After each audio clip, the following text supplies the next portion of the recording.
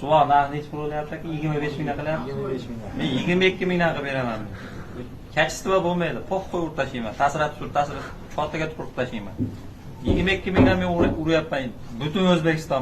Shunaqa video chiqarib turganlar. Akalar, suvalning narxi eng pasti hozirgi kunda biz mayakka qilyapmiz. 45 ming so'm plus ketyapti. 2 etaj oladigan bo'lsa. Bular 25 mingdan 40 ming 45 ming so'mga ham nima beryapti akalar? Bir kilo yer ham olib beradi. Nima keragi bor u ustani yerga urib butun O'zbekiston bo'ylab 25 ming so'm deyishdi. Sizlar ham qilyapsizlar o'sha ishni, biz ham qilyapmiz. Nimaga qimmat ustada kachistva bo'ladi? U katta kanallarga berib yuborib reklamalarni.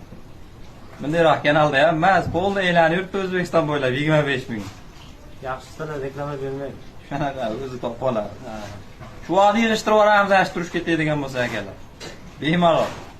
Biz shu vaqtchi bo'lib boshqa narsadan tirikchilik qila olmay qolmaymiz. Boshqa narsani ham qo'raveramiz. Bunaqa bo'ladigan bo'lsa.